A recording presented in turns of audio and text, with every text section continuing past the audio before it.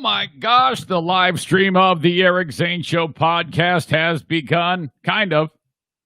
And it is brought to you by key sponsors, including Blue Frost IT. Thank you so much. The managed IT service provider for the Eric Zane Show podcast.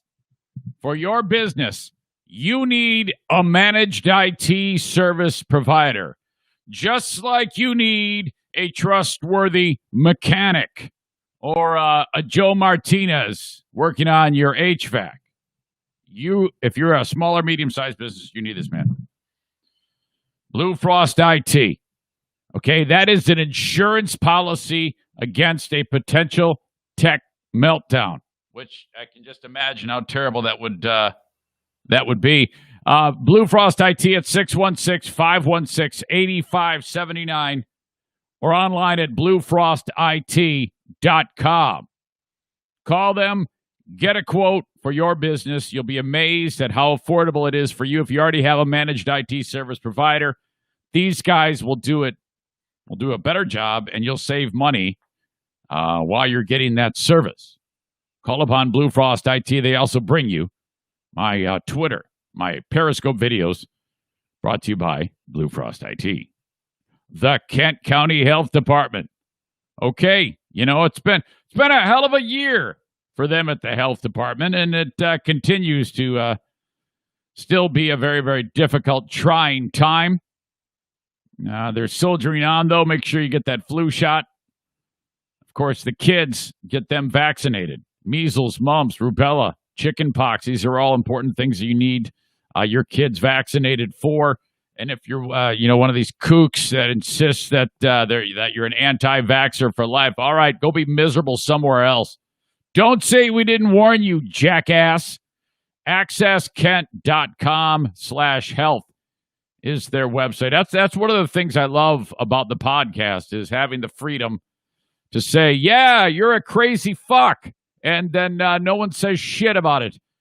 Reach out to the Kent County Health Department, 616-632-7100 today. If you ever catch me on this podcast, having some of those stupid-ass moments where I would sit there and say, I'm sorry I made fun of pants, you need to just get rid of me. Don't ever listen again. That would be a terrible thing if I was ever forced to do that. But eat shit. I'm not apologizing to you.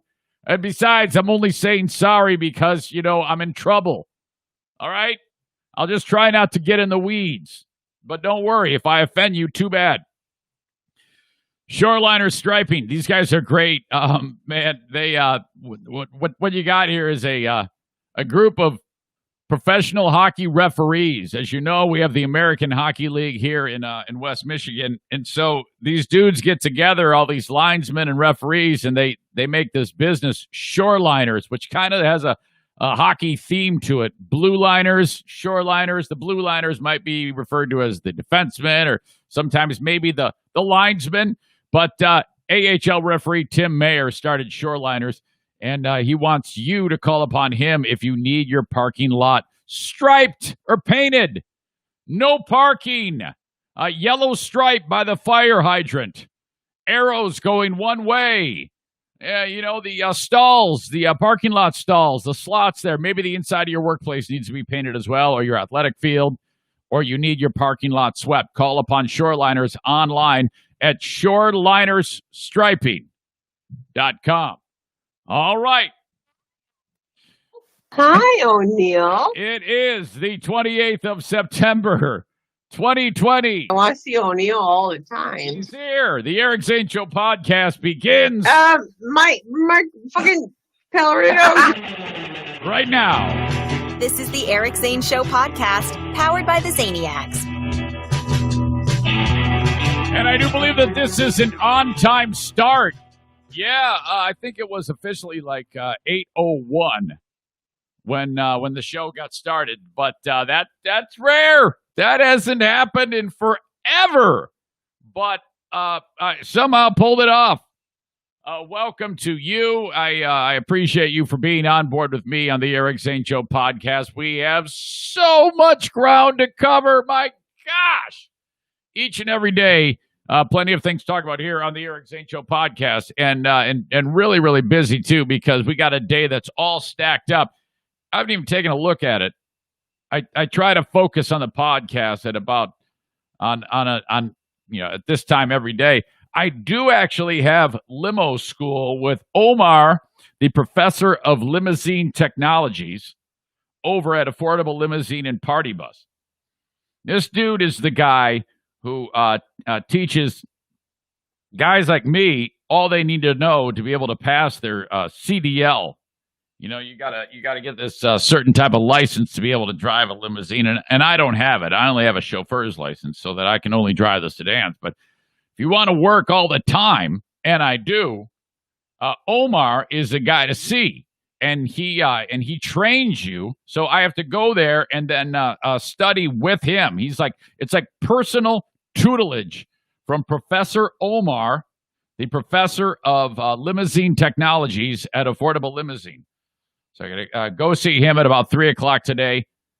Learn limo stuff to be able to pass this test. This would mean one step closer to the Eric Zane Show podcast. Party bus to whatever concerts when we can get back after that. Sporting events. Can you imagine me? Because that would be like me in a bus and all of you maniacs, zaniacs, sounding like Stevie did the other night. Hey, honey, how you doing? Bombed out of your minds. Oh, I see O'Neill all the time. Well, I kind of drive you there and just sit down. No, put your head inside of the vehicle, screaming at you as you act like jackasses. I would get you there safely. You all go in, see the sporting event. You'd probably want me to go in there too, but I would need time to decompress from your stupid asses. But man, would that be fun. Okay, so that's kind of on the agenda for me today. All right, as usual, I was handed a number of stories to park on today. Let me start with this. What do you do when a 19-year-old gets out of her lane to be a smartass? Well, in this case, I can't prove it, but I'm assuming. You hang on to that grudge, maybe get hammered, and then send her a jerk email in response. All sorts of assholes in a story from my area, like right in my neck of the woods. I live in this area, Jenison, Hudsonville area, known as Georgetown Township. Okay, and there's a little governing body that's in charge of the township, and one dude in particular is on the hot seat because this 19-year-old, I don't know, she acts like she tried to help the guy, but I'm not buying that, and nobody seems to be talking about that. She seems like kind of a smart ass, in my opinion. So I'm going to unpack this one. Man, Seattle is the place where great internet videos are made.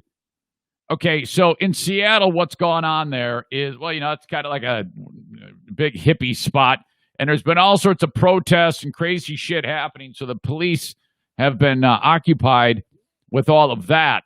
Well, something that goes on with great regularity in Seattle, which looks just like great fun and something that you definitely want to see, but very, very dangerous, is people get together by the Space Needle, and then they start doing donuts and crazy ass damn Fast and Furious car stunts right out in the street. Okay, so these people are all doing that, gathered around, and then shit goes down. And it just so happens that it's right below where the TV station is. So all the reporters are shooting video. Thank God.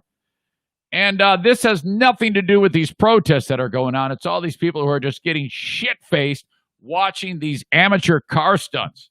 Okay, my God, this is a destination. This is a place they should charge people to actually show up there and watch it from looking down from the TV station. It's that amazing. Wait until you hear this. Unreal clips of people getting smashed by the cars. Why are you doing this? Don't stop, but why are you doing it? When are people going to learn that zero tolerance policies, Zoom learning, and stuff laying around the home are all part of a recipe for stupidity and disaster? I'm going to talk about our chili cook-off, which is coming together, and I want you there. But first off, last night, the Eric Zane Show podcast, Red State, Blue State debate worked out great. Kind of rhymes. Red State, Blue State debate worked out great. 7 people and myself getting together. I thought it was excellent, man. It was. I didn't think it would work out as well as it did. I'm always like, oh boy, I don't know. It's gonna be shitty. But it seemed like I know that you guys were all prepared, and it was awesome. I really enjoyed it. You can check it out. I've got it on my Facebook. You can see the Red State Blue State debate in its entirety. It was about an hour, and then I have the audio too but I haven't yet posted it. I will post that for you sometime today, so you can check that out and enjoy it. Just one more thing to listen to, but. You had 4 Blue Staters, 3 Red Staters going at it. Everyone was polite, nice, followed the rules. There was one thing I wasn't sure about. Sexy Voice Andrea pointed it out. I didn't know what the fuck she was talking about. She was watching her husband, Jason, and, she was watching the debate. And, the debate was simple. It was like, hey, okay, I'm going to ask you a question. You got a minute to answer it. Then there's going to be the other side's going to give a 1-minute response, 1 minute-ish, I'll let them finish their thought as much as they can without being, busting their balls, not being anything too strict or anything. It's not like there's anything really at stake here. And then a 30-second rebuttal to the response. So there you go from the first people that talked about it. And then maybe even I was bouncing around a little bit, changing up who could respond, kind of like shifting on the fly. There was some minor subtle changes. So I don't know what Andrea was talking about, but she was like, WTF, these weren't the rules. I'm like, what are you talking about? What do you mean these weren't the rules? I think generally we followed, so I was a little bit confused as to what she was talking about. But other than that, it seemed like everybody was pretty pleased with it. Tonight, the real thing. Honestly, I am only... Okay, this is what I suspect is going to happen. In my mind, this is going to happen. Trump is going to show up, Biden's going to show up, and Trump is going to aggressively go after Biden about the cognitive thing, about the mental thing. Does he have the acumen, the mental ability to do this, or is he really starting to circle the drain? I expect him to pounce on that. If that's the case, I mean, knowing as much Trump is such a bull in the china shop, that if Biden misspeaks in any way like I do every time I talk, Trump's going to be like, just, there to rub his nose right in the shit every time he says something that's fucked up. And he will. One of the things we talked about in the debate is with all of the gaffes, do you think Biden is mentally fit for the presidency? And I didn't get a clear consensus that it seemed to be more of the people there in the group were saying, I think he is fit for office. It's just kind of like chalk it up to sometimes people misspeak, and they look no further than me. I'm 50, not 100 like Joe Biden, and I misspeak every damn show. I say things incorrectly. When you're rolling, you do that. For me, I think the guy is fit for office. I don't think there's anything going on there. You get a lot of people saying, oh, yeah, watch it. Here's a supercut of Biden's gaffes. It's all fucked up. I don't believe that. All right. Little food for thought, though. The Trump tax info was burning on everybody's brain, including mine in the debate, because one of my questions was, as hardworking Americans, how do you feel about you paying more in taxes than President Trump? Well, while that was being processed and digested, I think one of the best points made And it was a really, really quick exchange was by Patriot Nick. And he said, no, that's not true. The 2016, 2017, it wasn't about $750. There was a lot more to it that was involved in it about what actually happened there. And I go, well, and I'm sorry, I kind of questioned him on that. He goes, well, that's because no one's actually reading the article that actually came out from the New York Times. They're just reading a headline and running with it. And I thought, all right. So a little bit of food for thought. According to this, it says it's right there in the article, as Patriot Nick pointed out. Quote, Mr. Trump paid alternative minimum tax in 7 years between 2000 and 2017. A total of $24.3 million, excluding refunds he received after filing. For 2015, he paid $641,931, his first payment of any federal income tax since 2010. As he settled into the Oval Office, his tax bills soon returned to form. His potential taxable income in 16 and 17 included $24.8 million in profits from sources related to his celebrity status and $56.4 million for the loans he did not repay. From the article, the dreaded alternative minimum tax would let his business losses erase only some of his liability. Now pay attention right here. Each time he requested an extension to file his 1040, and each time he made the required payment to the IRS for income tax he might owe, he paid it.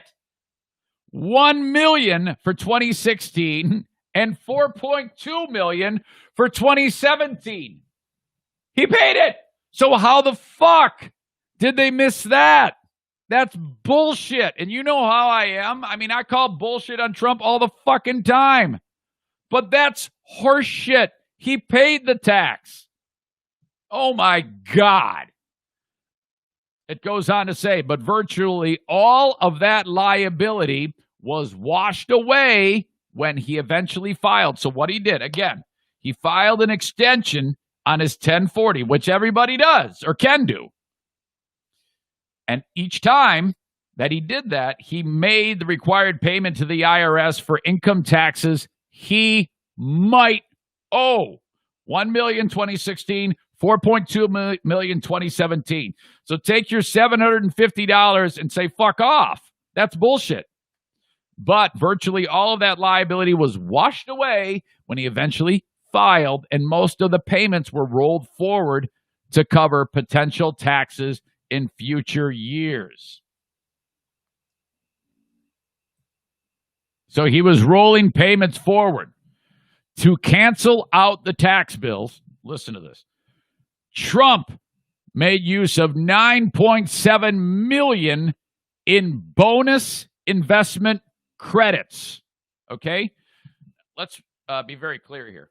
When you're rich and you have shit all over the place, you have options when it comes to your tax bill that you and I don't have. Okay? And that's not illegal or anybody's fault. It's the way the playing field is set up. If you're going to look at me and say, well, I wouldn't have done that if I had that much money. Bullshit. Shut the fuck up. You absolutely would have done that. You have that right at your disposal. There is nothing weird about this. Okay? To cancel out the tax bills, Trump made use of $9.7 million in business investment credits, at least some of which related to his renovation. There I go. There's an Eric gaff. Renovation of the old post office hotel, which qualified for a historic preservation tax break. Although he had more than enough credits to owe no taxes at all, his accountants appear to have carved out an allowance for a small tax liability for both 2016 and 2017. When they got to line 56, the one for income taxes due, The amount was the same each year, $750. So he had tax credits enough not to owe taxes? Yes! He leveraged existing tax laws to write off losses to avoid paying taxes. This is not in the article. This is actually commentary. It's a tax shelter, and all rich people do it. So shut up. Convenient, though, this person writes that this breaks just before a debate, and this person adds against a guy who probably isn't allowed to handle the remote control for his TV. Oh, that's just horseshit. Let alone hasn't had solutions in 47 years of holding public office. By the way, for perspective, Eric, you were 2.5 when he took office. I don't give a fuck. So, all right, I guess the big point of that, the big picture is $750, $750. So he's a thief. He's a crook. Well, read the fucking article. I didn't read it. I went with the headline. Thank God somebody with a lot more sense than me said, hey, read the article, you dumb cock. And thank God, well, hell, if I would have read it, I wouldn't have understood it. Thank God someone with a brain read it and said, okay, here's exactly what it says and exactly what it means. So I want all of you people who've got your pitchforks out and your torches about, if I was on the fence, now I'm voting Biden because Trump only paid $750 in taxes. Settle the fuck down, okay? Would you just relax and read what was written? That article was supposed to decimate him, okay? When in fact, all it did was exonerate him. But nobody knows that because no one reads more than the headline. Patriot Nick, you are 100% right. You get the star on the forehead for today. That was well done. Well played, my friend. So just think about that, okay? All right, apologies if you can hear Daisy Doo snoring. She sounds like a freaking lawnmower today. All right. We got the Ben and Eric podcast going on Friday, 7 p.m. Lurch will be in with us. We're going to be eating the Pocky One Chip. We're going to be doing the Pocky One Chip Challenge. I'm a little concerned about this. I've talked with Pellerito, who did this once. He said it is a bitch. The capsaicin level is through the roof. This is going to hurt. It's going to hurt when we do it. We're going to do it at the end of the podcast. And it's going to burn our assholes the next day, too. So there you go. The Pocky One Chip Challenge happens when I podcast with Ben and Lurch. The first time that we will be on Patreon exclusively. Now, you'll be able to catch like the first 10 minutes of the podcast. I'll put it out on Facebook, and then I'll cut the feed, and then we'll be off and running on Patreon. So make sure you sign up on Patreon. Thank you to everybody else who has signed up. It's been increasing exponentially, and I'm very, very happy about that. Patreon.com/Eric Zane. As you know, Ben, actually, this is a paid gig, okay? Ben gets paid for his services. This is the first time I've been able to do this, but it is because of you subscribing on Patreon that we have been able to do that. So that's good for Ben, good for the show, good for all of us, good for a lot of people who say, you guys got to get back together. So that's another reason to sign up on Patreon. As well, this week, I'm going to publish the very first episode of the Lost Zane recordings, the WBBL years, the WBBL files. The very first show, April of 2016, will be published this week. Boy, that was a weird time for me. My head was just swimming with weirdo thoughts then. I don't think I was fit for broadcast then. God, I was so butthurt and hell bent on making my old show pay, and it was just a ugly, ugly time, frankly. Made worse by when, there was just a lot of drama behind the scenes that was going on that, oh, God, it didn't manifest until after my 6th show on WBBL. I'm just going to kind of leave that one there. A lot of you have been able to figure out what's going on with that, but it was absolutely horrible. the highest anxiety I have ever had in my entire life. We still managed to do a show somehow. But the first show will debut right around, I'm going to debut it on the 1st of October. The first Lost Zane recordings, and then we'll release them 2 a week on Patreon going forward. That is the open of the Eric Zane Show podcast, and it is brought to you. Oh, wait a minute. Before I forget, I have Smarter Than a Former Drug Dealer trivia going on, brought to you by Bennett Flooring Installation today at 10:30. Dale is going to be taking on Joshua for $25 from Bennett Flooring Installation. That happens at 10:30, so I'm going to finish this podcast and then get right after it. So it's busy, man. You got this podcast will conclude. Dale and Joshua will take each other out in trivia, and then you got the bonus podcast. So, oh my God, busy as a damn bee that's stinging me at Fear Bunker North. Be a show contributor of the Eric Zane Show podcast. It goes a long way to helping out the show. I'm telling you right now, being a one-man show that I am, if you see a story that's interesting or something to talk about, man, send that shit to me. Copy the link, send it in an email, eric@ericzaneshow.com. And then I may use it. If I don't use it, don't take offense to that. Just keep sending stuff that you think is interesting. If you've sent stuff in the past, thank you very much. You are officially a show contributor if I use your story on the podcast. And I'm telling you, it really, really helps. Also helping is the Mario Flores Lakeshore team of Van Dyke Mortgage. Okay, now, Mario is working really, really hard these days. He's a lot like me. And, I talk about you calling his desk phone. And boy, have you, at 231-332-6505. Your best chance to get him is, right now. But Knucklehead's voicemail is full on his desk. I just found this out. Because Zaniac Kyle said, hey, man, I'm trying to get hold of Mario. I need a mortgage, man. I can't get the fucker on the phone, and his voicemail's full. So what you do is you reach out to me, and then I directly join you guys, and then it's taken care of that way. So if you get in the weeds, like if Mario's fucking not around and at his desk, reach out to me, and I will make sure that happens. I did that with Kyle last night.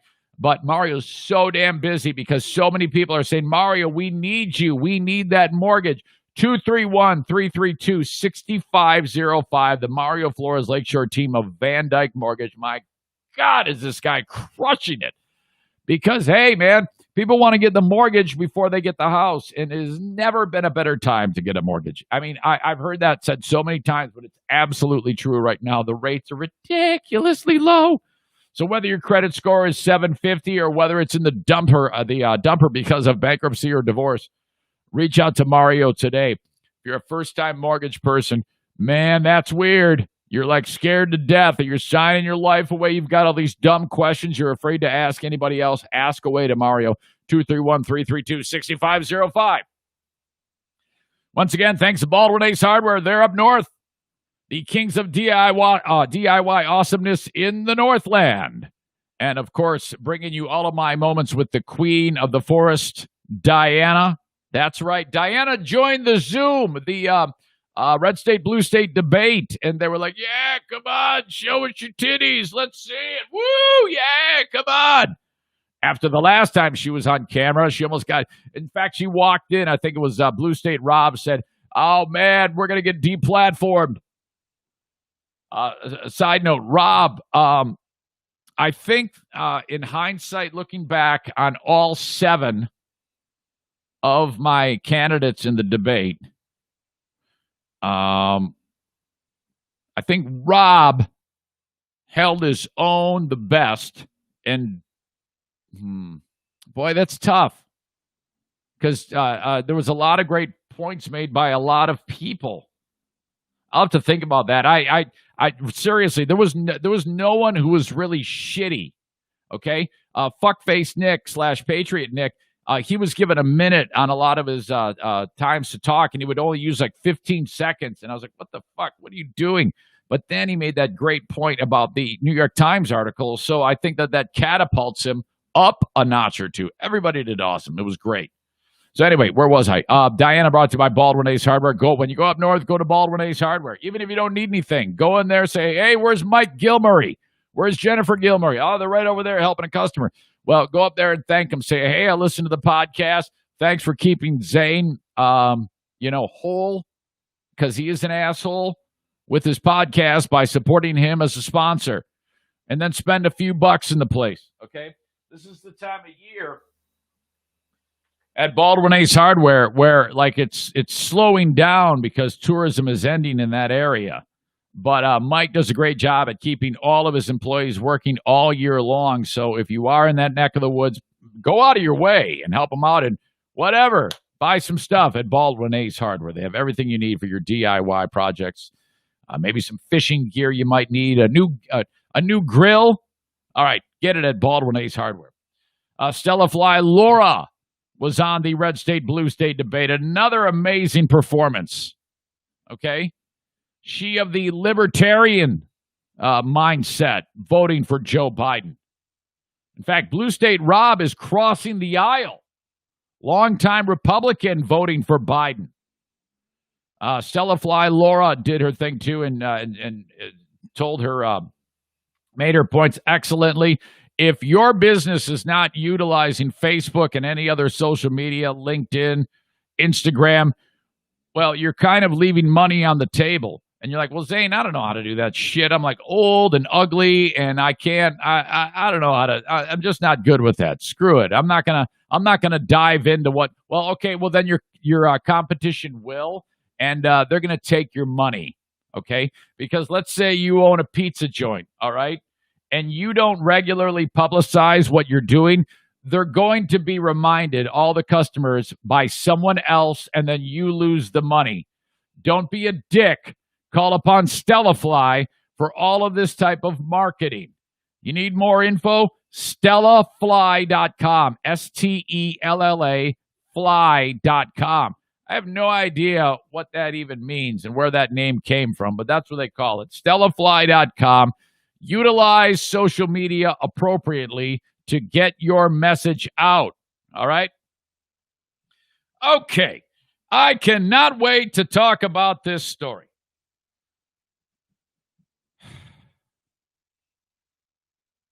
Hold on a second here.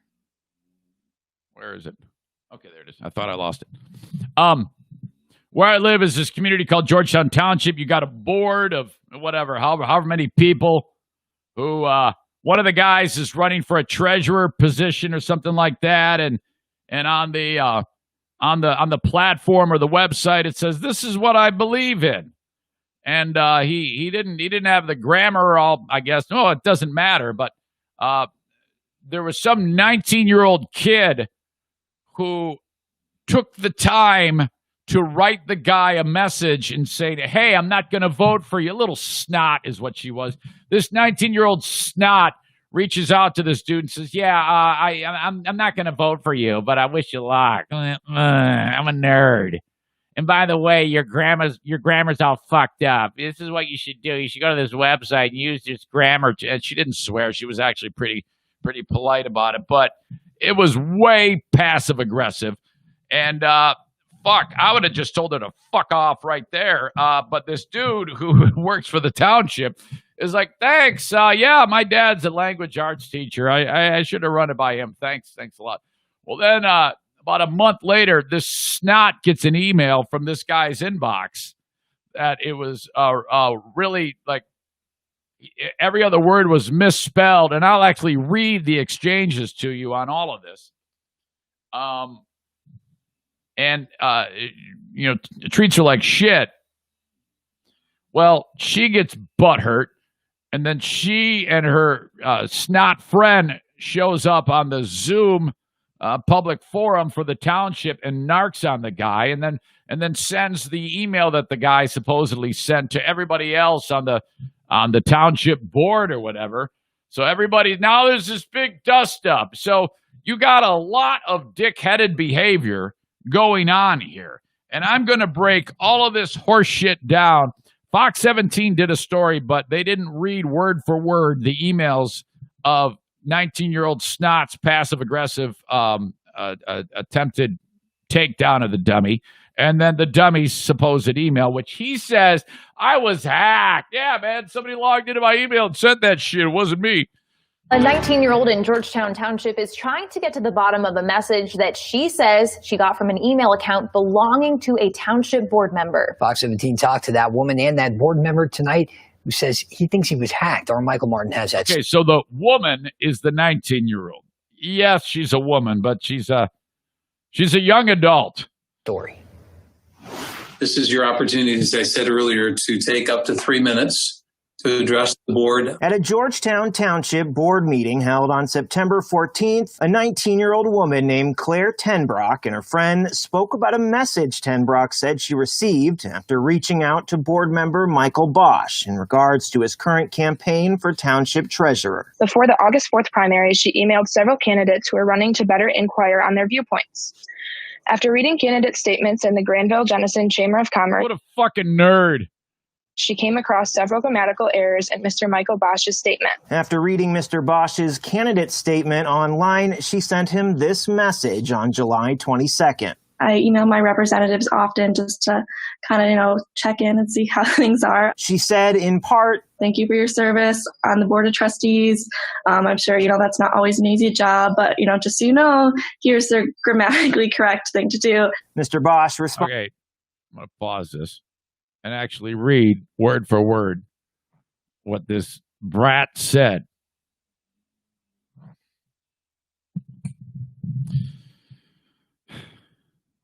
Dear Mr. Michael Bosch, hello, my name is Claire Tenbrock, and I'm a 19-year-old living in your district. Last year, I graduated from Hudsonville High School, and I am currently continuing my education at Ferris State University. These are her words. I am currently researching who I plan to vote for on August 4th. After reading your statement to the Granville-Jennison Chamber of Commerce, I can see our values do not align. Still, I wish you the best in the race, and I thank you for your service serving on the Board of Trustees. Next paragraph. First of all, who does that? I am not voting for you. Just fucking vote for someone else. That's the same thing as the assholes who reach out to me and say, "Yes, Zane, you've become too negative, so I've decided, Eric, I'd like to go out for coffee with you." For what? What are you talking about? I actually had this happen. Eric, yeah, I'd like to see you. What? Yes, I'd like to take you out for coffee. What is this about? Well, I just wanted to announce that I'm no longer going to listen to you anymore because you've just become too negative and it's really hurtful. And so I just like to take you out for. She wanted to break up with me. I was like, "Hey, fuck off. How's that? Wouldn't that be easier to just tell me? I don't give a fuck what you do. I'm just doing me. You take it or you leave it. Don't give me your big announcement, you asshole. I'm not gonna. I can see our values don't align." And then she adds this, and she's wondering. I tell you right now, if I'd have gotten this, man, I would have rushed to the keyboard to say "fuck off." She's lucky, and she was. I can guarantee you, this. She sent this in hopes of getting this guy to bite, so that she could turn around and say, "Hey, look at everybody! Look what he did to me! I feel very hurt by this." She adds, "I am writing to bring to your attention." Okay, this is after she says, "I'm not voting for you." Yeah, there you go. And then next paragraph, "I am writing to bring to your attention grammatical errors that you made in your statement.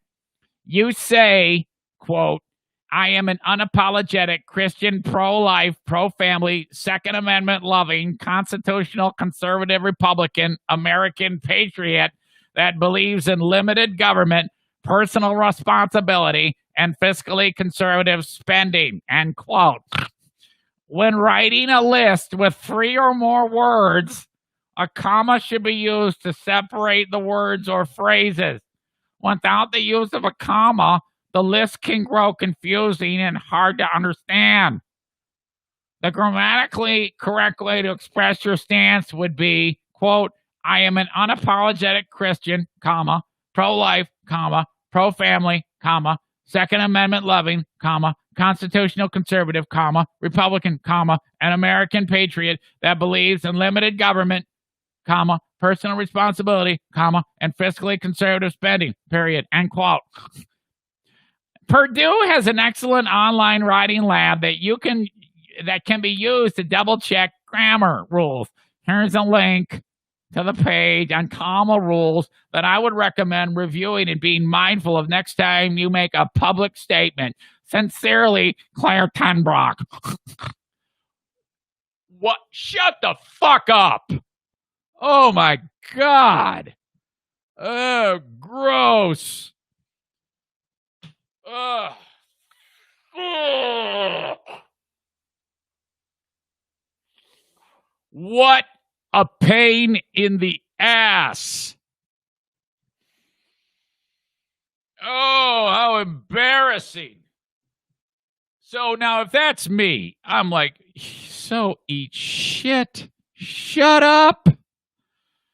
This guy, though, responded nicely, which probably made Claire Tenbrock upset. Responded just 2 days later saying, Thanks, should have run it by my dad. He was a retired English teacher. Tenbrock thought that was that until she received. She's like, oh, fuck, he didn't take the bait, which means I can't take any of his own words and use them against him, which is what I really am doing this for. Oh, shit. But a month later, she gets an email from the guy, from the account, and it's him being, well, she thinks it's him being a smartass, and every other word is misspelled. Now, on its surface, you would think, okay, this is him maybe drunk and reads it a month later and gets pissed all over. I've done that. Absolutely. When you're in a spot that he's in, you know, he probably gets it all the time. And he probably said, you know, this fucking 19-year-old brat, I know exactly what she's trying to do, so I'm gonna put her on blast. So incoming. He's since denied it and said, oh, I got hacked, which I don't believe that for a second. I don't believe he got hacked. I believe he sent this email. But he's saying he got hacked. He wrote, and again, every other word is misspelled. I'll try to point that out. Claire, sorry, Bulldog, parentheses, is Ferris a trade school or a skills center? Laker for life, GVSU. You're not in my, quote, district, end quote. GT, Georgetown Township, is not a district, parentheses, that would be a city. It's a township, a charter township to be more specific.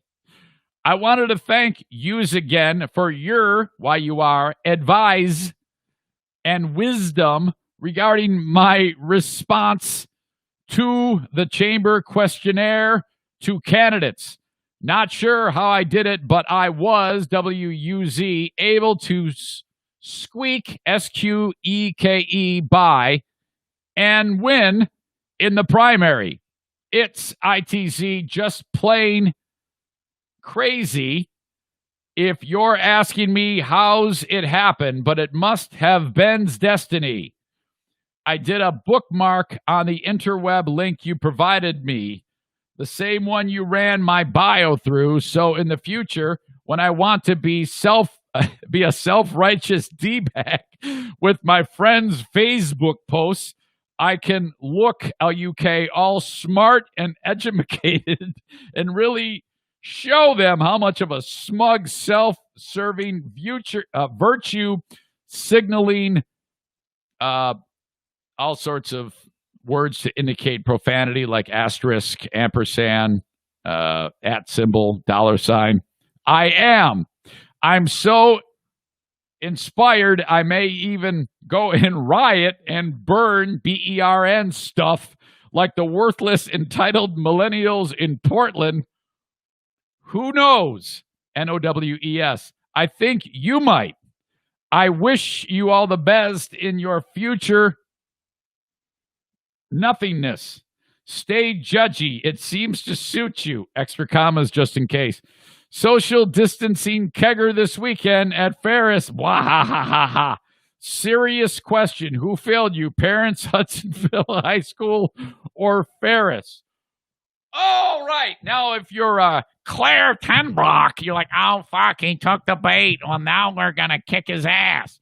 So she immediately turns around and reaches out to the powers that be at Georgetown Township. She wrote to all of them, narking this guy out. Because, again, this came from Bosch's email.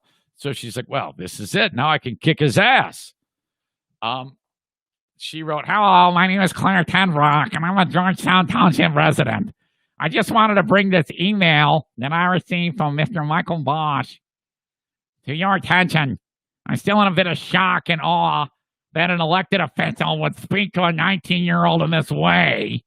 Before the August 4th election, I emailed several candidates to get a better idea of their views.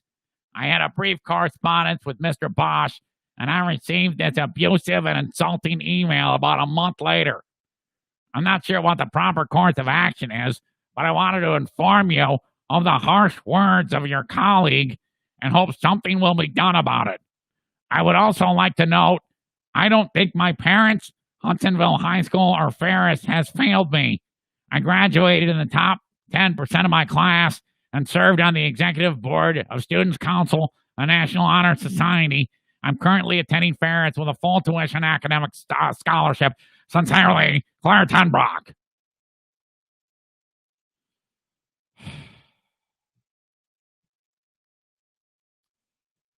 All right, so then this guy, all right, I'm going to let the story continue from Fox 17, because Fox 17, they couldn't really stop down and give you all the gory details about the exchange, but the way the story made it seem on Fox 17, I mean, I can promise you the tone of the email wasn't really conveyed. But, I mean, if I'm Bosch and some fucking brat reaches out to me with that type of email, oh, fuck, I would not last 1 month stewing on that. I would probably respond with a hearty fuck off 1 second after I got it. Or if I deleted it, I might forget about it because I'm like a dog, And that would be the best course of action because I am no stranger to telling anybody and everybody to go fuck themselves the second that I get an email like that. This email, sent almost a month later on August 25th, appearing to come from Bosch's account. The email purposely was spelled wrong. Everything was kind of to be funny. Called me a worthless, entitled millennial, saying, good luck at your future career at Starbucks for the rest of your life. And then a follow-up email asking if Claire Tenbrock was an alias for Bernie Steele, an apparent reference to another Georgetown Township board member, Becky Steele. All right. Enter Becky Steele. He thinks that this might be like a fake email from this Becky Steele, who's obviously a rival on the board. He did email me eventually later saying, I must have been hacked. Somewhat taken back, Tenbrock forwarded the message to other board members. Mr. Bosch, who was included on the email, responded, saying in part, I didn't send that email to you. I think someone is messing with me. When I emailed him asking him what his course of action was to figure out, who hacked him, he didn't respond to that. After Tenbrock and her friend a lot of vocal fry there addressed the board on September 14th, board member Steele also spoke on the email in question. I acknowledge that my colleague, Mr. Bosch, has denied having sent her the emails in the early morning hours of Tuesday, August 25.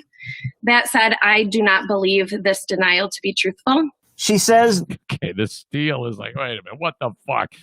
The follow-up email asking if Claire Tenbrock was an alias for Bernie Steele made her believe Bosch had sent the message, believing it to be from her. 4 years ago, there was an obsession during my first political campaign with my choice to join some friends in attending a Bernie Sanders rally on the Grand Valley campus. Mr. Bosch reiterated in an email to Fox 17 that he did not send the email. So he refers to her as Bernie Steele. Her name's Becky.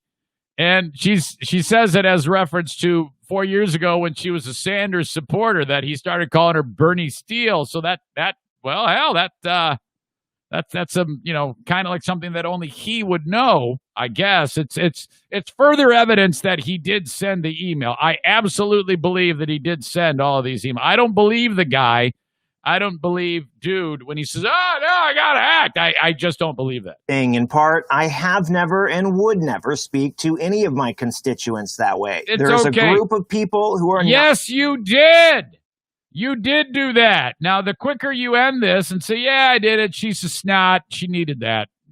So what? What are you going to do about it? That's what he should have done. Don't be a wimp about it and make up some fucking fairy tale. Not at all happy with the fact that 4 of the 6 slate candidates won, and there is a new board majority. For Claire Tenbrock, she just wants the matter resolved. I would just like an apology. And if he did send the email, and if he didn't, that he should look into who sent it. So this doesn't happen again. Don't be a snot. The security of Georgetown Township isn't in threat. In Georgetown Township, all right. Michael Martin. First of all, brat, the security of Georgetown Township is not being threatened in any way, shape, or form. All we have here is a baity email that you sent, hoping to get this guy pissed off. That's exactly what you intended to do. You did it, and you were successful. Congratulations on meeting your goal. But don't sit there and say, "Oh, yeah, I want an apology." You're not going to get any apology, okay? You're lucky. I mean, shit.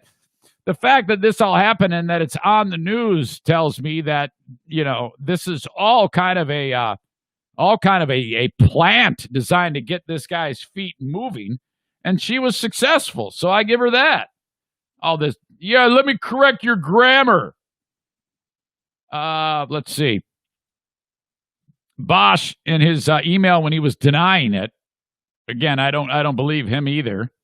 I did not send that email to Claire. I only sent one reply to her original email. I have never and would never speak to any of my constituents that way. No, quit lying. You need to say I did do that. And she deserved that type of treatment because she's an asshole by sending me that snarky-ass email in the first place. I blame her for everything. That's what he needs to say there. I would have more respect from her if he said, I did that. I was, okay. What happened was I sounded like Stevie from the Eric Zane Show podcast. Oh, I see O'Neill all the time. I was like half in the bag. Hi, O'Neill. My fucking... Pellerito. Hey, honey, how you doing? And I saw her snarky ass brat email again, and I said, I don't need to take this shit. And I decided to fire one back at her. So what? She's a big girl. She can handle that, right? I mean, if she took the time to send me that passive-aggressive horseshit email in the first place with, under the guise of being helpful, I'm Claire Tenbrock. I'm here to help you because you're so stupid you don't know commas. And I love how Fox 17, the way this is positioned, it's kind of fucked up because they make it all seem like Bosch is the problem here. He is a problem, there's no question. But I think the blame goes all the way around here on this one. So I think Bosch is a problem, but I don't think it's that much of a problem of what he did. And I actually wish he would have just come out and said, "Yeah, I sent it. I didn't like what she said," and make it a one-word email. Instead, he's coming up with this nonsense about I only sent her one reply. Let's see. Even when a constituent has disagreed with my voting decisions, let me know. I am always courteous and respectful. It is bizarre, to say the least. And up until the last board meeting, I had no idea as to the motivation for any of this. Becky Steele's read statement during discussion made it quite apparent. Please take a see. What a shit show. My God. I don't want to get into all of that nonsense. So, yeah, that's it. I guess it's just going to end that way. I don't think anything's going to come out of it, but he talked about getting hacked. It's like that's pretty much impossible. If you say, "Yeah, my email got hacked," that's like saying I went for a walk on the sun. Unless someone logs into your account under your password and sends that email. I mean, I guess it's possible, but I don't know. I think we need to get out of the mode of just making up that fairy tale. I honestly believe that Michael Bosch actually said that. But, boy, stupid all the way around. So, yeah, found that very interesting. And she comes out looking like the darling in this. On the video of Fox 17, they showed the actual emails. And I had to screenshot them in order to read them word for word. And to me, I got tone 100% from this little snot who reaches out and says, I'm not voting for you. You don't align with me. By the way, here you go. Here's some advice on how to write. Fuck you. So stupid. All right. I do cameos at cameo.com/Eric Zane. Doubt that I'll be getting any from the Tenbrock family. That'd be a bummer if I found out after the fact that I actually know these people. Well, too bad. Cameo.com/Eric Zane. Have me wish somebody a happy birthday. Maybe you got somebody who needs a congratulatory message on a job. Maybe you get engaged, maybe married, whatever it is, anniversary. Hire me on Cameo for just $15. Better than any card. More memorable than any type of gift you might get somebody of about the same price value, and they'll have it forever. Cameo.com/Eric Zane. I've got big savings for you with A&E Heating and Cooling. DTE has just rolled out an even bigger rebate possibility for you, and it was just like $250, I believe. $250 or $225 to get a new high-efficiency furnace installed. That means 96%, I said 96% efficient or greater. You get a high-efficiency furnace installed from the Comfort Maker furnaces or air conditioners, comfort with confidence. You will get a rebate, $250 from DTE, and they'll throw another $200 on top of it. That's a $450 rebate from DTE off of the price of what you pay for the install. Typical install, $3,500, $4,000, ballpark range of, well, knock $450 off of that. Oh, and by the way, go ahead and get a couple of estimates from other, I don't care who, doesn't matter who, in the area. You could get an estimate from the big companies in town with fleets of vehicles and uniforms, which, by the way, you're paying for all that. Or get the estimate from another mom and pop. Go ahead. Just make sure Joe is 3. Joe's going to beat the estimate, and then you're helping out the show because you're helping out a sponsor. A&E Heating and Cooling, 616-516-8579. Another amazing local business, Bennett Flooring Installation, 616-318-0167. If you've been thinking about new flooring for your home, and you don't have the knowledge, know-how, tools or time to get that installed, any one of those things, you call Bennett Flooring Installation. So they show up at your house, and they measure the room, and they give you the estimate for the install. This is how much the install will cost. Then you say, okay, well, we're going to install vinyl plank flooring. I'm going to go to the store and buy it. He says, okay, the cost of the estimate is the cost of the estimate. It has nothing to do with what you're buying on those vinyl planks. Get it?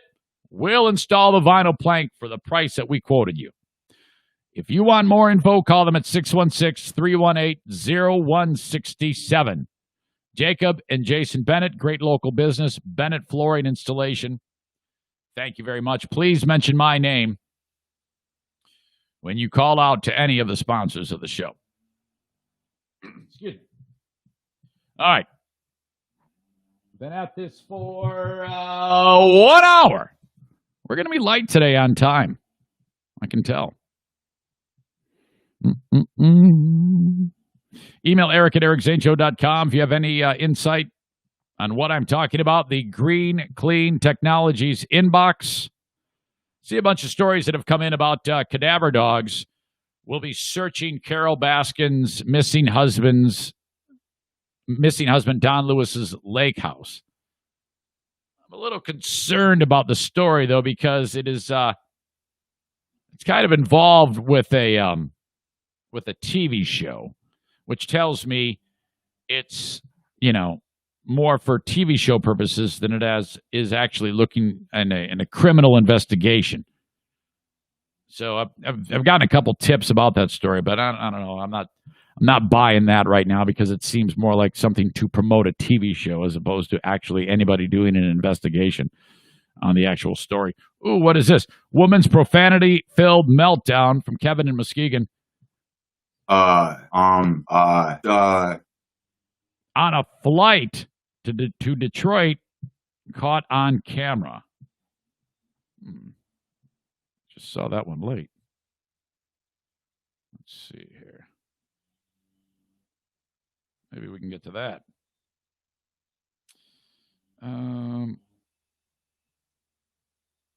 Yeah, I don't want to do it sight unseen. Maybe for the Patreon because I don't know the sound quality, but might be something to talk about on there. Send more. Eric at ericzaneshow.com. Okay. Michael Ball, thank you for sending this clip in. It's super short, but my God, does it speak volumes. Okay. So I am, I'm no stranger to wearing pants that are way too tight. Now, the type I'm wearing right now are not, I don't think. You be the judge. I'm actually wearing blue jeans for the first time in a long time. Okay, how are these looking? Now, these feel very comfortable. You got a decent amount of leg space here. My keys are in my pocket. I don't want you to think that's my crank. You know, if you look here, you don't see too much actual outline of crank. I mean, I don't think that these are overly tight in any way, shape, or form, unless I'm missing something. Guys or girls on the live stream, please comment. Do the pants look too tight? Do they look like they're uncomfortable on me? They feel great. Look, let me say this. I just bought these pants, and I told you about it, and I felt great about it because it's the first pair of pants I've purchased or blue jeans I've purchased in like 3 years. I never buy myself clothes. And I talked about it. I was walking through Costco, and they're $19. And my God, these might be the most comfortable pants I've ever worn. They're just really, really soft. So, you know, I need more Costco pants. I'm really a big fan of them, and they're dirt cheap. So I'm gonna go over to the comments right now, see if I'll try to weed through the jokes of whether or not those pants look uncomfortably tight. Josh says, quit stuffing. Andrea says, lift that leg again and I'll tell you. Okay. So there's my pants. You can see this is the test. She says, lift the leg again and I'll tell you. I'm lifting my leg in the air. Okay, yoga move. Tree.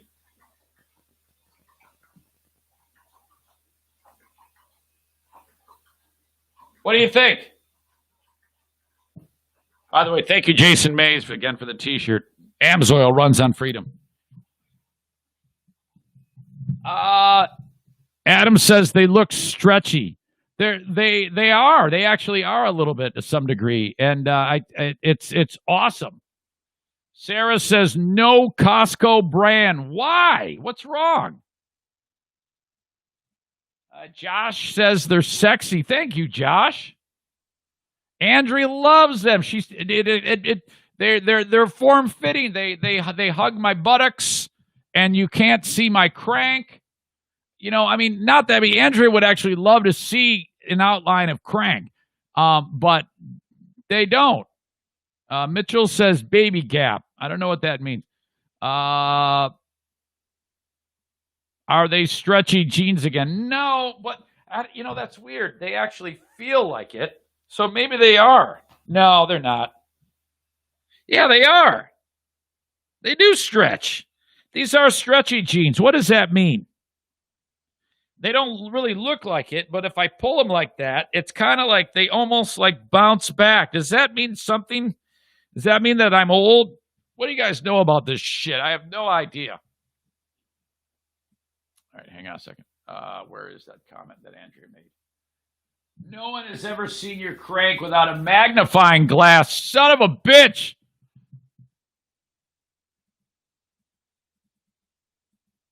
Oh, man. And then it says you're gay. What the hell is wrong with you guys? God. All right. So, all right.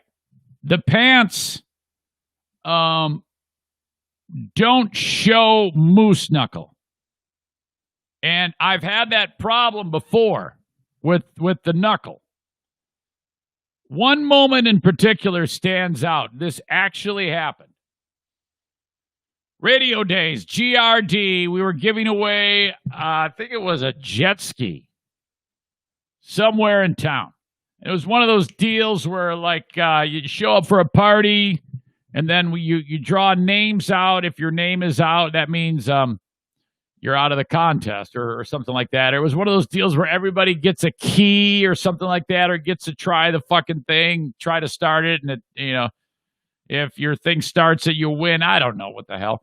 But so we're all there doing our thing, and this really, really cute lady, redheaded woman, she starts a conversation with me, and so I'm thinking, oh yeah, she's hitting on me. Yeah, another single chick going after the married guy. Oh my God, I so got it made. Oh man, I still got it. Oh, this is great. And I remember she had red hair. And I remember saying to the guys, I'm like, yeah, you see all the redheads, all they want to do is hang out with me, man. The redheads love me.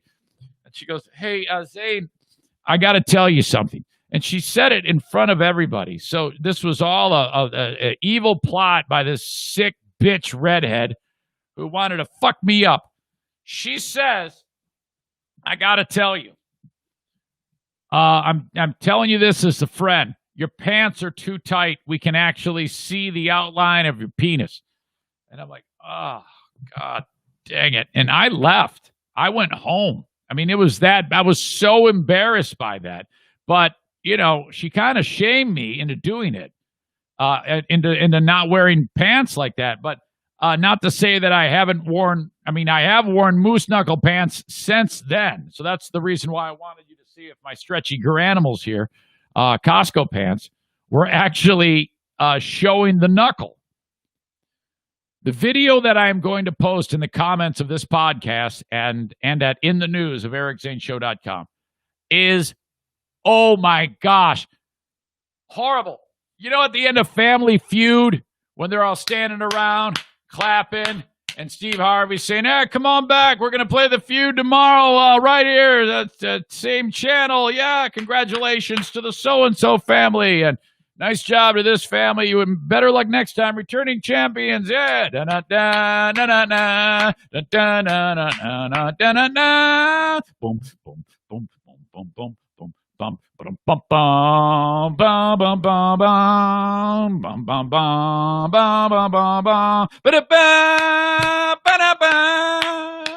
ba-da-ba. And there's a dude standing there whose dick is so it is ridiculous. It would be less obvious if he cut a hole right there and his cock and balls was flopped out. I mean, it was a giant, big, cartoonish wad of cock and balls right there. And you could see the outline of his nuts and the outline of the big looping bendy shaft, the outline of the mushroom head. I mean, it was ridiculous. The only thing you couldn't see was the outline of his actual dick hole, which I think if you got a little bit closer or higher resolution TV, you could see the actual dick hole on this guy. Oh my God. But it gets better because da-da-da, da-da-da, and he's looking and he's laughing and yeah. And they're weird pants. They're like tan leather. Okay. Then, and his name is Ben, weirdly enough, on the show. They go they know that. Like, hey Ben, top 5 inches on the board. What do you guess? Stiff dick. Dong wad. Is that my guess? No. And then he's clapping, and he's looking at the camera, and then you see him look down. He's going, da-da-da! You see him look at his dick, which is out like here, man. And then he kind of like looks around like, oh no, all of America sees my cock. And this is just outrageously funny. Thank you, Mike Ball, for sending that clip along of Family Feud. You must see this. Holy shit, is that great. All right. In Seattle, what they do at the Space Needle. All right, while all the hippies are protesting, all the hippies are... Fox 17 News. What the fuck am I doing? While all the hippies are doing their thing, the donut contest and the amateur car stunt show still goes on, okay? And it's all black dudes and black chicks. So these folks are like, yeah, man, fuck your protests. We're going to drink, and we're going to take our badass cars, and we're going to do donuts and fun shit. So you got all the protesters, all the white people are protesting on behalf of the black guys, and all the black guys are saying, you're doing a great job. Fuck you. It's Saturday night. We're going to do some donuts. So we're taking the day off on our protest. You guys go ahead and do your thing, you stinky fucking hippies. And we'll go ahead and we're going to do donuts and shit like that, which, by the way, I can't actually say stinky hippies without thinking about Gunner from Gunner and the Grizzly Boys. Oh, please, find it quicker. Find it quicker. Where is it? Stupid fucking hippie. Take a shower, hippie. Smelly shit, hippie. Dirty fucking hippie. He's Benny the Wonder Dog. Benny the Wonder Dog. Benny the One-Eyed Wonder Dog. Yeah. Benny the One-Eyed Dog. Benny the One-Eyed Dog. Benny the One-Eyed Wonder Dog. Hi, O'Neill. Don't you want him? I want to see O'Neill all the time. So the black guy's sitting there at the Space Needle like, all right, man, yeah, we're going to take the day off for protests, and we're going to do our thing with the cars. And some dude in some badass hot rod is doing the deal where he's got the driver's side window open. He's the only one in the car. He's not seated in the car seat. He's seated on the top of the door frame where the window rolls down into. He's seated there and able to extend his leg on the gas and then keep the wheel turned. So he's doing this extreme donut Fast and the Furious thing. And all these black dudes and black chicks are around the car going, yes, fuck yes, here we go. And it's like a game to see who's going to die. Because sure as shit, every time they do it, man, the car drifts a little bit too far and the back end kicks around and it takes out a wall of people. My God.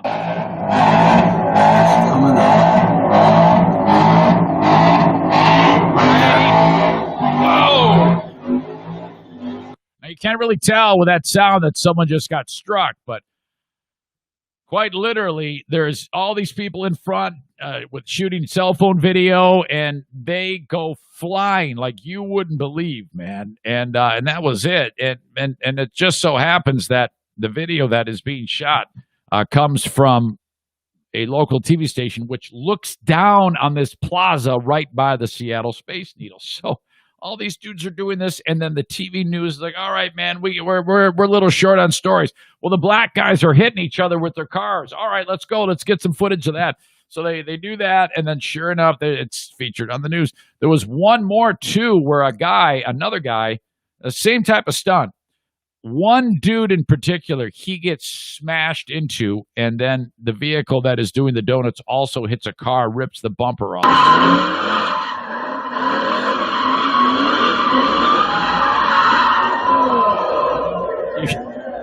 You can tell the moment of truth when the crowd goes, oh, because dude just got greased by a car.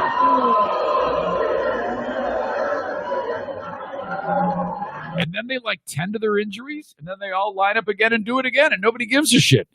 The police could not do a damn thing because of they were all busy with the protesters. So the black guys are like, all right, hippies, you know what? Do your thing, and the police will deal with you, and then we're going to sit here and drink and do stunts with the car. Thanks. We appreciate your support, but we're going to be over here doing this. So it worked out great. So, all right. Be a show contributor. Again, send anything you like along to eric@ericzaneshow.com. That helps. Also, follow the show on YouTube. I do not stress this enough. For a short time, I was off of YouTube. But back right now, and I would love you to follow me on YouTube. Just search Eric Zane Show. And then when I go live at about 8 each and every weekday, follow the show. Watch it live on YouTube. You can also do it on Facebook and Periscope. But, hell, do it on all of them. Do it on more than one. Just, click on 2 windows, whatever it takes to watch it on YouTube. That really helps the show. Thank you so much. We have Dear Meathead tomorrow on the show with Dad. Tomorrow's going to be bonkers because I've got the debate. You better believe I'm going to talk about that.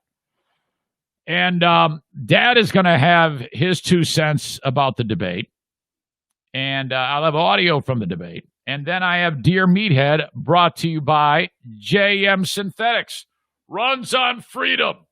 Thank you to JM Synthetics. But if you want to be on with Dad, actually talk to him, this is how you do this. And leave yourself a note that you're going to do this. But send me an email and include your phone number. If I already have your number, that's fine. Just let me know. Say, hey, reach out to me. You got the number. Here's my question.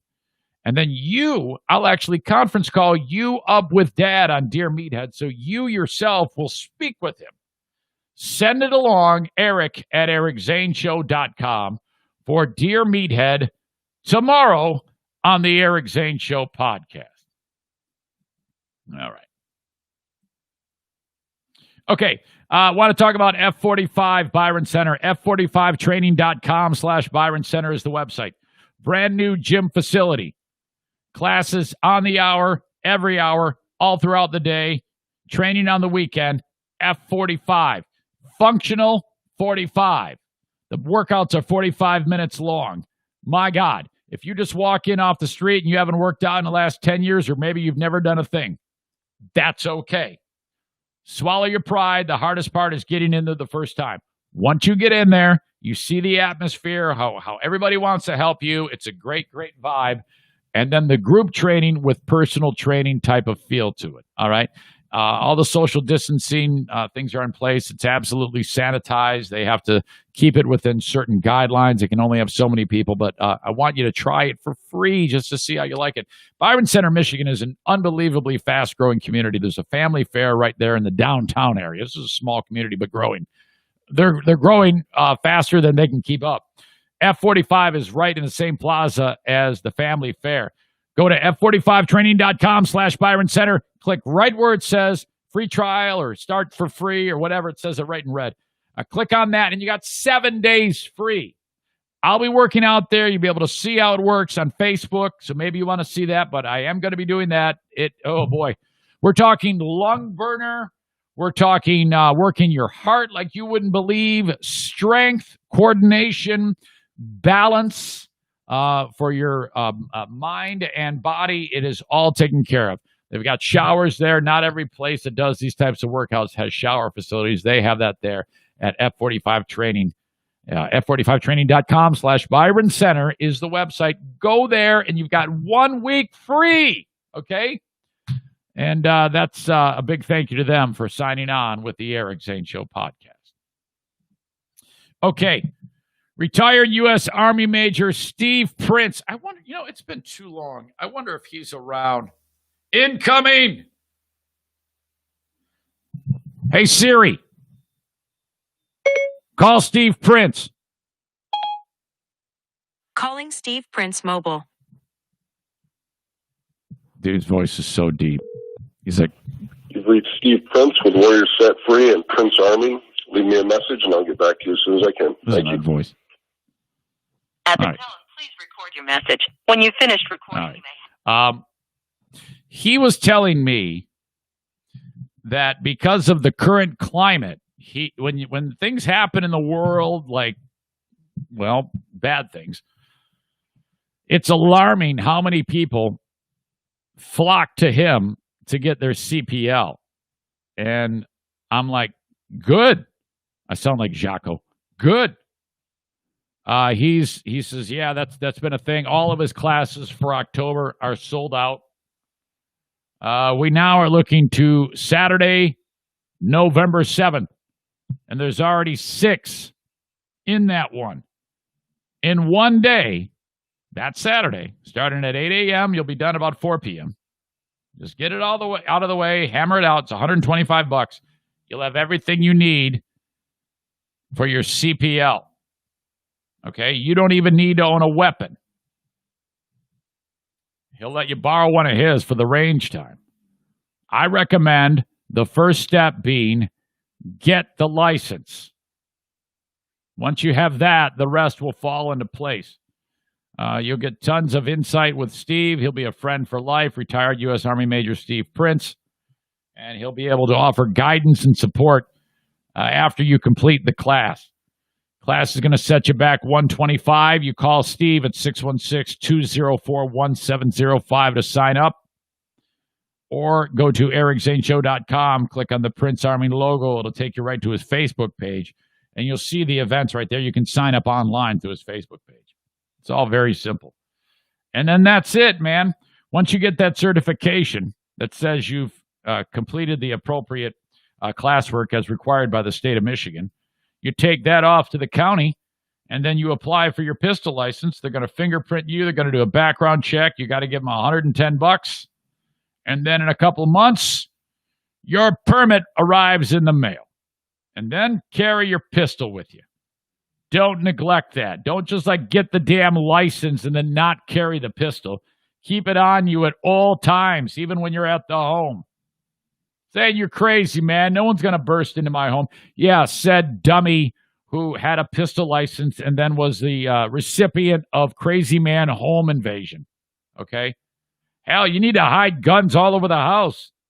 And people do that all the time. There's guns in hiding spots, under hidden spots, so they're never more than 1 inch away from a gun. You're crazy, Zane. Am I? I don't think so. That's smart. That's being prepared. Oh my God. You must always keep a gun nearby. You never know when some crazy fuck is going to do something nutty on you. All right. So check out Prince's class. If you want to get your home clean, you call A&D Cleaning. Amy Porter is so amazing. She is the one who you call 616-550-3644 to get an estimate on her cleaning your home. It could be a one-off. It could be weekly, monthly. It could be daily. I don't know, whatever. Maybe you're really, really messy. Makes a great gift for your better half. If any birthday or that time of year is coming up, I don't know, Valentine's Day, and you really want to do something different, hire Amy Porter from A&D Cleaning to clean your home. And then your wife's going to come home from work. There you are. And or she comes home and this house smells like $1 million, like it's brand new. It's completely immaculate. And you're like, oh, my God, I should have done this sooner. A&D Cleaning, 616-550-3644. All right.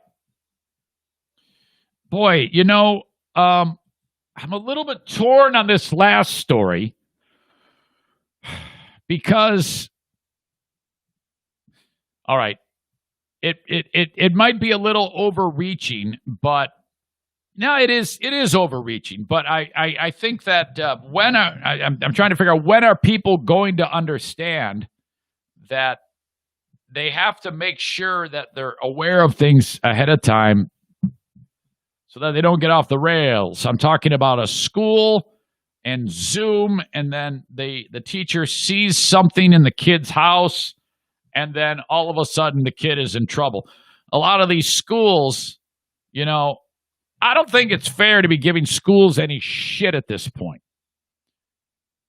Educators have a lot on their plate these days. That's already a very difficult job, educating people. And educating young people, and a lot of times money isn't there to make sure that that education process happens the way it should in public school. And teachers are underpaid. We all know that. We can all agree with that. Even though they get, huge vacation every year. Kidding. But, the last thing you want to do during this is try to screw with them because, Zoom education is tough. So these teachers are really dealing with a lot. Plus, they're in a group setting with kids, and they might be exposed to COVID, and they bring that shit home. Oh, my God. I mean, that's got to be wreaking havoc on their brain. So a lot of stress when it comes to being a teacher. You won't get any argument from me about that. They're definitely earning their money and probably deserve much, much more. But I guess I understand because of that reason why this is happening. A fourth grader is in his Zoom learning scenario. He's at his house on his computer. 9-year-old Kamari Harrison. 9-year-old Louisiana student. And the teacher sees a BB gun in the boy's bedroom during the virtual class. Okay. Well, now the kid's in trouble. The school wanted to expel him. It turns out they actually wanted to do that, and then they ended up rethinking it, and they went back and said, nope, he's just getting a 6-day suspension. Now, are we doing the right thing? I think they are. You know what? First of all, if you're at home and your kid is on Zoom, you need to make sure as a parent that there is nothing. If they say to you ahead of time, this is going to be an extension of the classroom. For a little bit of time, I was balking at them, getting pissed off at kids who are wearing pajama pants. But then I thought about it, and I said, I kind of understand why they want to do that. They want to keep this as close to a real classroom as possible to not make it that big of a because eventually they're going to go back to the classroom, and they want to keep this as simple as possible by just maintaining the decorum of a regular classroom, even though it's in Zoom, So I kind of fault the parents for even having anything available that could get the kid into trouble. Because if the kid has a BB gun, not only do you impress it upon the kid, but you hide the fucking thing during, and then make the kid ask you for it. And then make sure it's not available, because if that thing is seen on camera, you're fucked. And that's what happened to this kid. The school said, look, the Zoom classroom is an extension of the regular classroom. So, no, we're not going to be having guns around the school. Do you remember the one about the kid who pulled out the toy? It was just a couple weeks ago, pulled out a toy gun in the classroom, and they called cops on him. They called the cops on him. And the mom went bonkers, and she said, the kid could have been killed by the cops. And it's like, fuck. If your kid is in a Zoom setting, lock all the shit away that he should not have in the classroom, like fucking toy guns and shit like that. Dress them appropriately. Don't have them be waving toy guns around. Don't have guns leaning up against the fucking doorway. And so this kid is in trouble. The attorney, though, of course, representing the child's family, said, look, it was a BB gun. The school went too far applying its on-campus weapons policy without considering the privacy of the child and his family. Yeah, I'm kind of not buying that. And my decision has kind of gone back and forth on this. But after weighing all of the evidence over time, I think that the classroom rules apply to the Zoom classroom rules. Keep it out of sight. Don't let it be a distraction. And for God's sakes, parents, make your kids appropriate for the school. Don't have fucking guns laying around in the background. Louisiana Attorney General Jeff Landry announced Friday his office is investigating. I am alarmed by what appears to not only be multiple violations of both the state and federal constitutions, but also blatant government overreach by the school system. So this guy, agrees with the family. I do not. For anyone to conclude that a student's home is now school property because of connectivity through video conferencing is absurd. Is it? I don't think it is.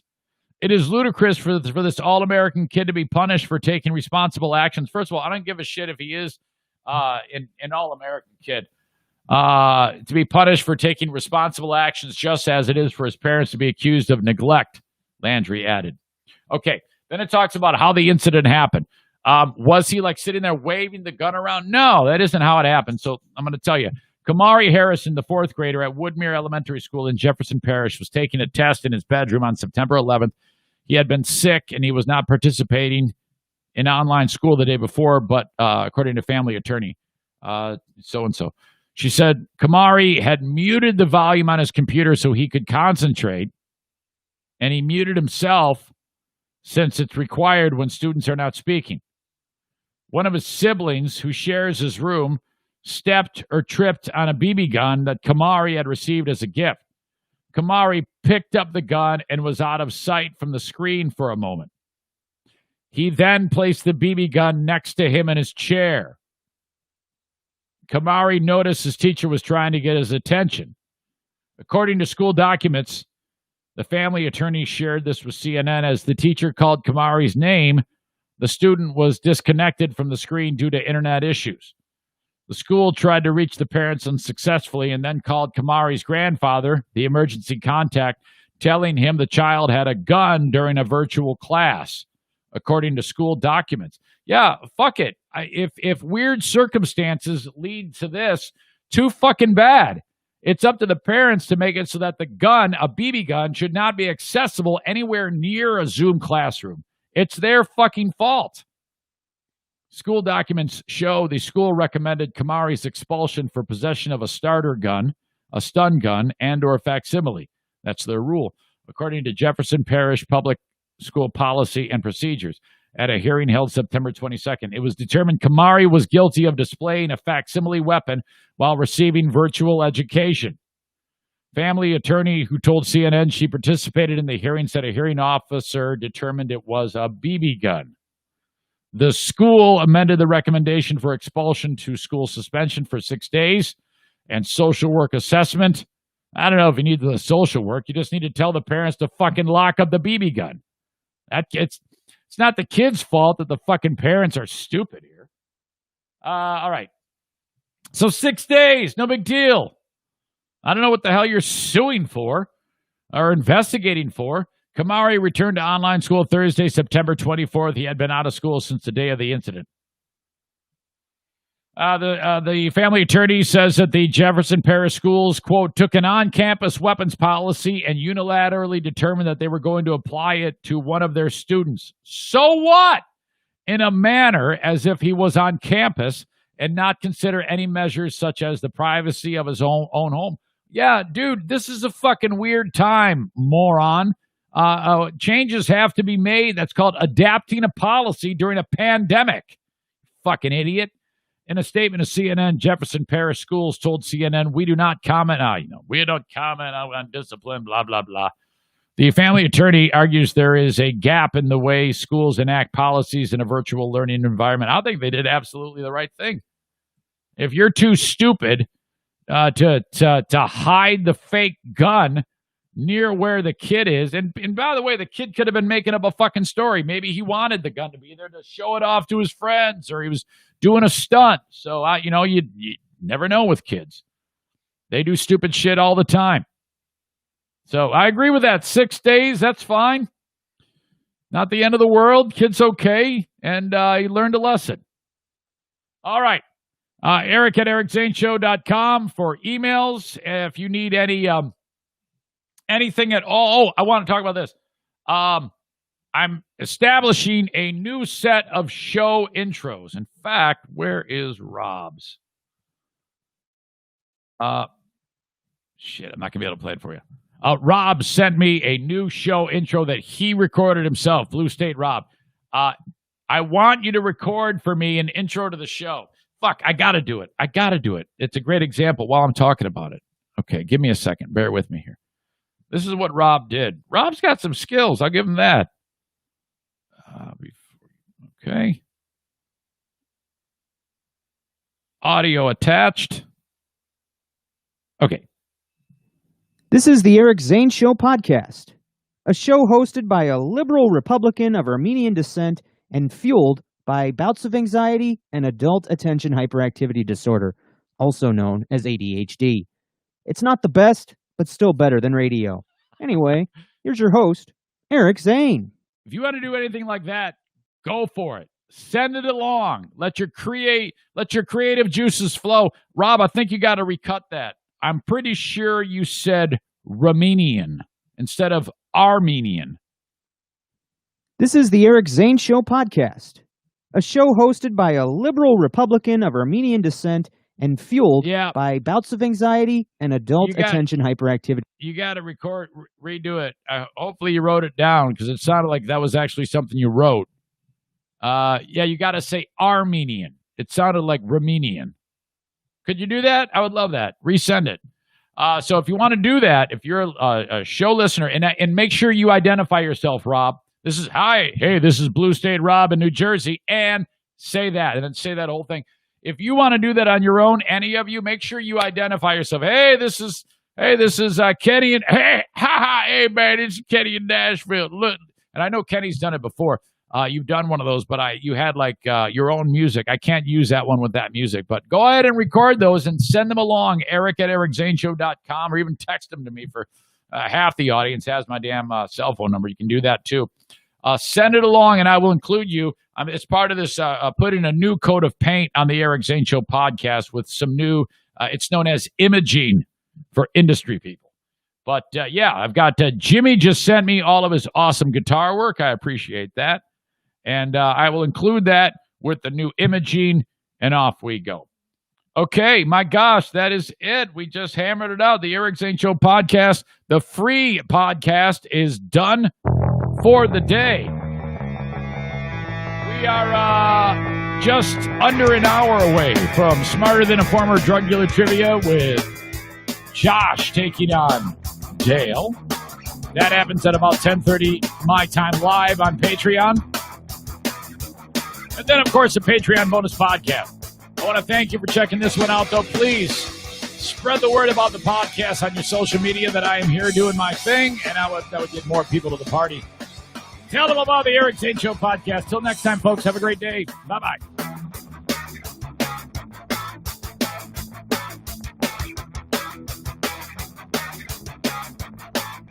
Oh, I see O'Neill all the time. Hi, O'Neill. Oh, I see O'Neill all the time. Hi, O'Neill. Hey, honey, how you doing?